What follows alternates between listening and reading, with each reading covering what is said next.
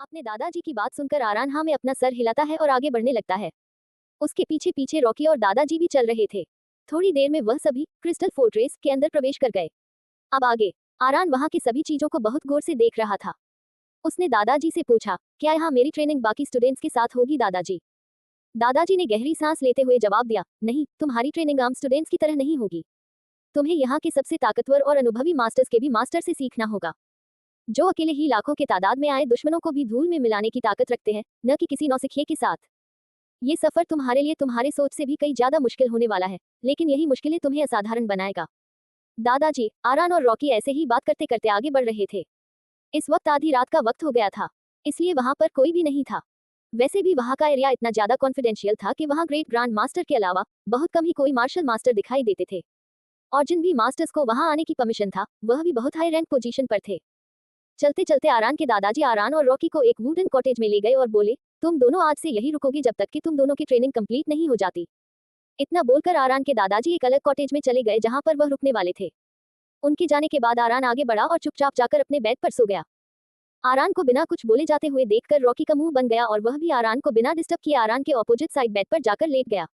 Next morning Aran और Rocky अपना अपना डेली रूटीन खत्म करने के बाद ट्रेनिंग के लिए तैयार थे। पहले दिन ही दोनों को अलग अलग मास्टर्स के साथ ट्रेनिंग के लिए भेजा गया। आरान को 500 साल से भी ज्यादा के उम्र के the most powerful great grand master जिन के पास भेजा गया, जो मार्शल आर्ट्स और तलवारबाजी के साथ साथ ऐसे ऐसे स्किल्स और हर तरह के युद्ध रणनीति में माहिर थे जिसका तोड़ किसी के पास भी नहीं था। उसके साथ साथ मास्टर जिन बहुत हैंडसम थे, जो किसी टीनेज गर्ल को भी अपने हैंडसमनेस से दीवानी बनाने की काबिलियत रखते थे। मास्टर जिन एक ऐसे गॉड गिफ्टेड ब्लेसिंग थे जिनको ओबरॉय फैमिली के पूर्वजों ने अपने अच्छे कर्मों से भगवान के आशीर्वाद के रूप में पाया था। और आज वही आरान को उसके अगले सफर के लिए तैयार करने के साथ साथ आरान के स्पेशल ब्लड लाइन को उसके हाईएस्ट पावर पॉइंट तक जगाने में महत्वपूर्ण योगदान देने वाले थे, जो आगे चलकर पूरे ह्यूमन रेस को हर बुराई से निपटने की ताकत देने वाला था। वही रॉकी को मास्टर हेक्टर के पास भेजा गया, जो बॉडीगार्ड्स को हर तरह से ट्रेन करने में उस्ताद थे। उनके पास भी स्किल्स की कमी नहीं थी। रॉकी जो आगे चलकर दुनिया के सबसे पावरफुल बॉडीगार्ड्स का रैंक हासिल करने वाला था, उसमें मास्टर हेक्टर का भी बहुत बड़ा योगदान शामिल होने वाला था।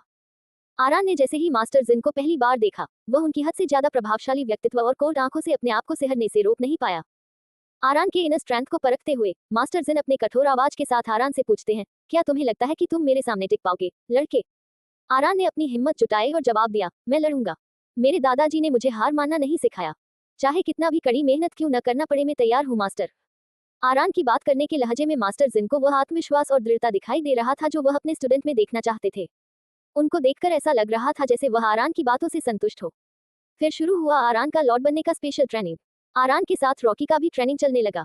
मास्टर जिन ने उसकी ट्रेनिंग को अलग तरीके से डिजाइन किया ताकि उसका डीएनए तेजी से एक्टिवेट हो सके और उसकी ताकत बढ़े।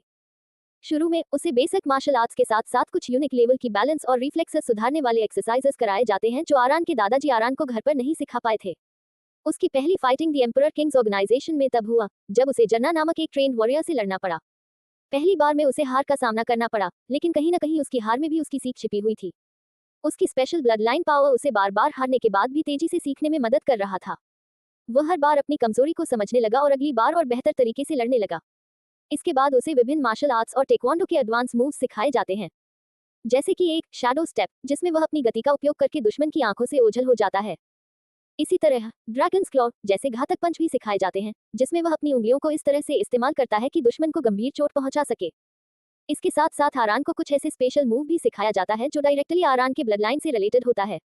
उन मूव्स के पावर को वर्ड्स में एक्सप्लेन भी करना मुश्किल है, इसलिए उन मूव के अनकंडीशनल पावर के वजह से उन सभी मूव्स को आरान को किसी स्पेशल सिचुएशन के अलावा कहीं और इस्तेमाल करने से बचने को मास्टर जिन आरान को साफ वार्निंग देते हैं। उसके डीएनए की खासियत यही थी कि वह किसी भी मार्शल आर्ट को बहुत कम समय में सीखने में सक्षम था।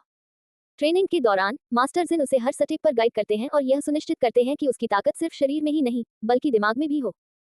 आरान का सफर यहीं से शुरू होती है और उसके डीएनए का हर एक स्तर उसे न सिर्फ एक महान योद्धा बल्कि एक कुशल लीडर भी बनाने की शुरुआत कर रहा था, जो भविष्य में एम्परर किंग ऑर्गेनाइजेशन का नेतृत्व करने के लिए जरूरी था। वहीं दूसरी ओर रॉकी को मास्टर हेक्टर ने एक पहाड़ी पर भारी पत्थर खींचने का आदेश दिया। रॉकी ने बिना कोई सवाल किए अपना ट्रेनिंग शुरू कर दिया। एक शाम को दोनों अपना अपना ट्रेनिंग करके साथ वापस लौटे। आरान की हथेलियों पर तलवार के निशान थे और रॉकी की मांसपेशियां दर्द से कांप रही थी, लेकिन दोनों ने बिना एक शब्द कहे एक दूसरे की ओर देखा। कुछ पल बाद रॉकी ने कहा, मुश्किल था, है ना? आरान ने कहा, तो तुम्हें क्या लगा ये आसान होने वाला है? ये तो बस शुरुआत है। चलो सोते हैं, कल सुबह एक और टफ ट्रेनिंग एक नया चैलेंज के रूप में हमारा इंतजार कर रहा है।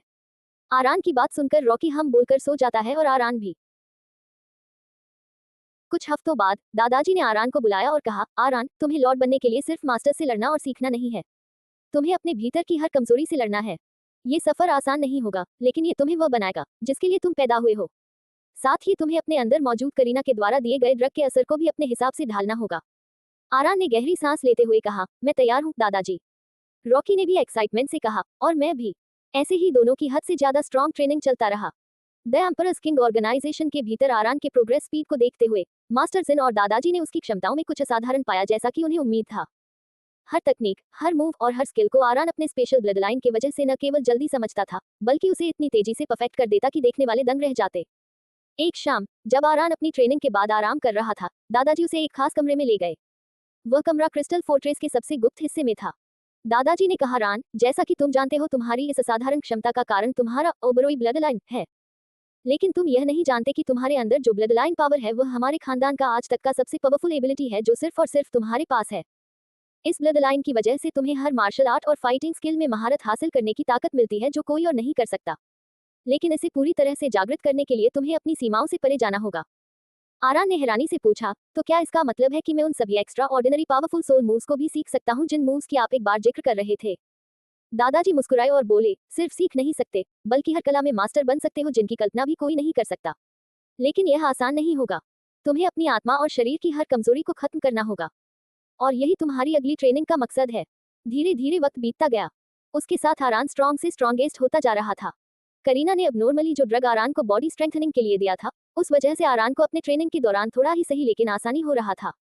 साथ ही करीना ने आरान को उसके किडनैपिंग के वक्त दर्द सहने की आदत लगा दी थी, जिस वजह से आरान के मन में ट्रेनिंग के दौरान दर्द होने का डर पूरी तरह से खत्म हो गया था।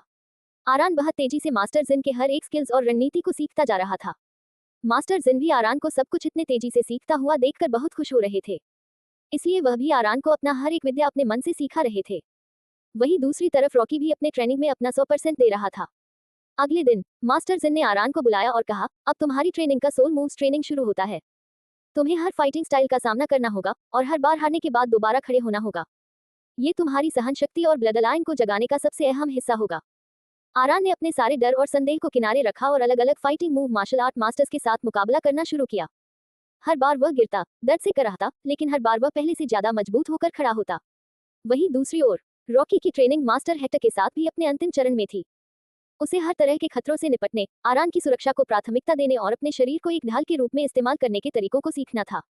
मास्टर हेक्टर ने उसे सिखाया, एक बॉडीगार्ड का पहला कर्तव्य अपनी जान देकर भी अपने लॉर्ड की रक्षा करना है। रॉकी ने बिना किसी शिकायत के हर चुनौती को स्वीकार किया। उसकी ताकत और आत्मविश्वास ने मास्टर हेक्टर को भी प्रभावित कर दिया। ट्रेनिंग के आखिरी दिन मास्टर जिन ने आरान को एक स्पेसिफिक रिचुअल के लिए बुलाया। यह अनुष्ठान ब्लड लाइन को पूरी तरह से जागृत करने के लिए था। आरान को एक प्राचीन तलवार पकड़ने को कहा गया, जिसे सिर्फ ब्लड लाइन धारक ही संभाल सकता था। जैसे ही आरान ने तलवार को छुआ, उसकी नसों में एक तेज झटका महसूस हुआ। उसकी आंखों में चमक आ गई और उसके शरीर में अद्भुत ऊर्जा दौड़ने लगी। मास्टर जिन ने गर्व से कहा, अब तुम पूरी तरह तैयार हो। तुम्हारा ओबरोई ब्लड लाइन जाग चुका है। अब तुम्हें न केवल लड़ाई में महारत हासिल कर सकते हो, बल्कि अपने आसपास की हर कमजोरी को ताकत में बदलने में भी सक्षम हो।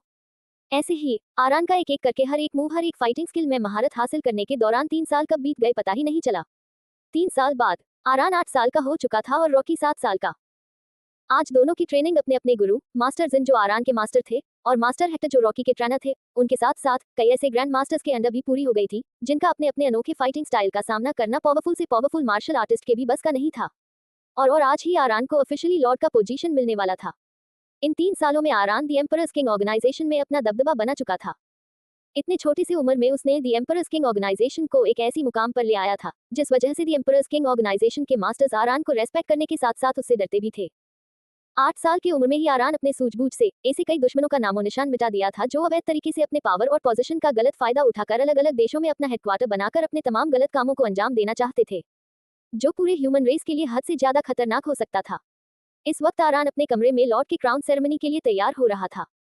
तभी वहां पर रॉकिया धमका और बोला, लॉर्ड जल्दी चलिए, ग्रांड मास्टर जिन ने आपको कुछ बात करने के लिए बुलाया है। आरान ये सुनते ही अपने कमरे से निकला और मास्टर जिन के पास जाने के लिए निकल गया। वहीं जहां तक रॉकी की बात थी, वह अब तक आरान के बारे में सब कुछ जान चुका था, जो कुछ भी करीना ने आरान के साथ किया था, जिस वजह से आरान न सिर्फ अपना इमोशनल इंटेलिजेंस खो चुका था, बल्कि उसको करीना की वजह से एंटी वुमन डिसऑर्डर भी हो चुका था। और इसलिए रॉकी को आरान के हेल्थ के अकॉर्डिंग मेडिकल ट्रेनिंग भी दिया गया था। कुछ समय बाद आरान अपने मास्टर जिन की ट्रेनिंग बेस पर पहुंच गया था। मास्टर जिन ने जैसे ही आरान को देखा, वो बोले, आइए लॉर्ड, आपका स्वागत है। आरान ने जैसे ही अपने गुरु से अपने लिए लॉर्ड सुना, उसने अपना सर झुकाते हुए बोला, मास्टर, आप मुझे लॉर्ड क्यों बुला रहे हैं? चाहे मैं अपने जीवन में जो भी बन जाऊं, मैं आपके लिए हमेशा आपका स्टूडेंट ही रहूंगा। आरान की बात सुनकर मास्टर जिन के चेहरे पर मुस्कुराहट आ गया। वह आरान से बोले, आपने ये पोजीशन अपने मेहनत और बेपनाह मुश्किलों का सामना करने के साथ साथ कोई इंसान बर्दाश्त न कर सके उतने दर्द को सहन करने के बाद पाया है। यहाँ तक आप ही मेरे एकलौते ऐसे शिष्य हैं जिसे मैंने अपना संपूर्ण ज्ञान दिया है। जो आज तक कोई नहीं कर पाया उसको आपने कर दिखाया। आज तक न जाने ओबरॉय खानदान की कितनी ही पीढ़ी मेरे शिष्य रह चुके हैं, लेकिन उनमें से कोई भी मेरा संपूर्ण विद्या ग्रहण नहीं कर पाया सिवाय तुम्हारे। यहाँ तक कि ऐसे कई सारे चीजें हैं जो मुझे तुमसे सीखने को मिला है। इसलिए मेरे नजर में तुम इस पद के सही हकदार हो। इसलिए भले ही तुम मेरे सबसे प्रिय शिष्य हो, लेकिन मैं तो तुम्हें लॉर्ड कहकर ही बुलाऊंगा। अपने गुरु की ऐसी बातों को सुनकर आरान समझ गया उसके गुरु आज उसके साथ मस्ती के मूड में है। भले ही मास्टर जिन की एक एक शब्द में सच्चाई थी, लेकिन मास्टर जिन की चेहरे को देखकर ऐसा लग रहा था जैसे उन्होंने आरान को लॉर्ड कहकर लाड से बुलाया था। इन सालों में आरान अपने मास्टर जिन का फेवरेट बन गया था, इसलिए वह आरान के साथ कभी कभी दोस्तों वाले बिहेव भी करने लगे थे। मास्टर जिन भले भी 500 से भी ज्यादा उम्र के थे, लेकिन उनको देखकर ऐसा लगता था जैसे उनकी उम्र अभी 24 या 25 साल का ही हो। खैर, आरान अपने मास्टर के मस्ती भरे मूड को समझ कर चिढ़ते हुए बोला, अगर आपको कुछ खास नहीं बोलना है तो मैं चलता हूँ। इतना बोलकर वो जाने के लिए मुड़ा ही था कि तभी मास्टर जिन आरान के सामने आए और बोले, अरे अरे, नाराज क्यों होते हो? अभी तो मैंने तुम्हें बुलाने का वजह ही नहीं बताया, तो तुम ऐसे कैसे जा सकते हो? मास्टर जिन को अपने सामने देखकर आरान फिर से चिढ़ गया। वहीं मास्टर जिन को आरान को ऐसे देखकर हंसी भी आ रही थी। उन्होंने अपना हाथ उठाया और आरान के बालों को प्यार से बिगाड़ते हुए बोले, मुझे नाज है इस बात का कि तुम मेरे शिष्य हो। न सिर्फ तुमने अपनी संपूर्ण शिक्षा पूरी की, बल्कि तुमने हर उस चुनौती को स्वीकार किया जिसका सामना करना लगभग नामुमकिन था। इतना बोलकर मास्टर जिन चुप हो गए और आरान को बैठने का इशारा करके खुद भी बैठ गए। उनका लहजा इस वक्त बहुत सीरियस लग रहा था। वो आरान से बोले, तुम्हारा इस बात को जानना जरूरी है कि भले ही तुम्हारा special blood line power active होने के बाद तुम्हारे अंदर उस महिला के द्वारा दिया जाने वाले ड्रग्स का गलत प्रभाव लगभग खत्म हो चुका है, लेकिन ये पूरी तरह से तब ठीक होगा जब तुम्हें एक ऐसे इंसान का ब्लड प्रोटीन मिलेगा जिसके ब्लड में वह अद्वितीय क्षमता होगी जो किसी भी बीमारी को ठीक कर सकता हो। अपने मास्टर की बात सुनकर आरान बोला, मैं याद रखूंगा मास्टर, और उस इंसान को ढूंढ लूंगा। आरान की बात सुनकर मास्टर जिन बोले, बच्चे, तुम्हें उसकी फिक्र करने की कोई जरूरत नहीं। जब सही वक्त आएगा वह खुद तुम्हारे मदद करने तुम्हारे सामने आएगा। फिलहाल तुम मेरे साथ चलो, क्राउन सेरेमनी का वक्त हो चुका है। वक्त आ चुका है कि द एम्परर्स किंग ऑर्गेनाइजेशन को उसका अगला लॉर्ड मिले। इतना बोलकर वह आरान को लेकर वहां के लिए आगे बढ़े जहां आरान का ताजपोशी होने वाला था। आरान की क्राउन सेरेमनी की सारी तैयारियां हो चुकी थी। ऑर्गेनाइजेशन के सबसे ह्यूज ऑडिटोरियम एम्परर हॉल को विशेष रूप से सजाया गया था। हॉल की दीवारों पर ऑर्गेनाइजेशन के महान लीडर्स की इमेजेस चमक रही थी और बीचों बीच एक ऊंचा स्टेज बना था जहां आरान को लॉर्ड की टाइटल दी जानी थी। वहां मौजूद हर वॉरियर की निगाहें आरान पर थीं। एक 8-year-old बॉय जो एक्स्ट्रॉर्डिनरी रेजोल्यूशन और ब्रेवरी का साइन बन चुका था। मास्टर जिन और मास्टर एक्टो मंच पर आए। दोनों ने दी एम्परर्स किंग ऑर्गेनाइजेशन का ट्रेडिशनल कपड़े पहन रखे थे जो काले और सुनहरे रंग का लबादा था जिसमें ऑर्गेनाइजेशन का प्रतीक चिन्ह चमक रहा था। मास्टर जिन ने ऊंची आवाज में अनाउंसमेंट की, today is the day when history will be repeated. Today is the moment when a warrior, a disciple, a true successor, a lord is going to be born. Announcement रुकने के बाद Aran stage की ओर बढ़ा। उसके कदम शांत थे, पर हर कदम में परसिवियरेंस और ऑनर झलक रहा था। उसने काले रंग की स्पेशल ट्रेनिंग यूनिफॉर्म पहनी थी, जिसके कॉलर पर लाल रंग की पट्टी उसकी ब्लडलाइन वॉरियर आइडेंटिफिकेशन दिखा रही थी। आरान को एक खास थ्रोन पर बैठाया गया। मास्टर जिन ने एक भारी सुनहरी क्राउन उठाया जो सिर्फ लॉर्ड्स को ही पहनाया जाता था। ये क्राउन साधारण नहीं था, इसमें एक बहुत खास एमिशन स्टोन जड़ा था।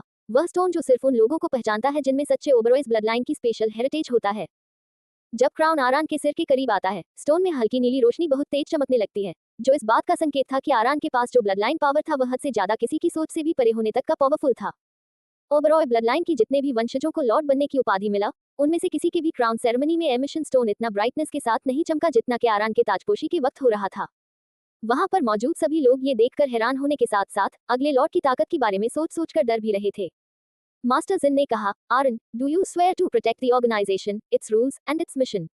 आरान ने सीधी नजरों से देखते हुए कहा, I swear to stand with the organisation until my last breath. I will fight for justice and protect the innocent until my last drop of blood. तभी आरान के दादाजी आगे आए, खुशी से भरे नम आंखों के साथ लॉर्ड के क्राउन मुकुट को आरान के सिर पर रख दिया। उसी पल पूरे हॉल में रोशनी भर गई और एमिशन स्टोन की रोशनी पूरे हॉल में फैल गई। सारे वॉरियर्स एक साथ मुट्ठियां उठाकर स्लोगन करने लगे, हेल द न्यू लॉर्ड। दादाजी की आंखों में गर्व के आंसू थे। रॉकी ने सबसे ऊंची आवाज में चिल्लाया, यू डिड इट बॉस। उस मोमेंट आरान के अंदर कुछ मिस्टीरियस पावर जागने लगे। एक हल्की नीली ऊर्जा उसकी माथे से निकलकर आसमान की ओर उठ गई। पूरा ऑर्गेनाइजेशन इस अनबिलीवेबल पावर को अपनी आंखों से देख रहे थे। कुछ ऐसे शुरू हुआ था लॉर्ड आरन का era. Flashback and London to India journey में इस वक्त सुहानी यानी कि हमारी चाहत, शुभांश यानी हमारे आरान की मुंह से उसका लॉर्ड बनने की सफर की कहानी सुनकर आरान को अपनी आंखें फाड़े देख रही थी, जो अपने प्राइवेट प्लेन के मास्टर बेडरूम में किसी बच्चे की तरह उसकी गोदी में सर रख कर दुबका हुआ था और उसके मस्कुलर आर्म्स चाहत के कमर की इर्द गिर्द लिपटा हुआ था। Next part coming soon.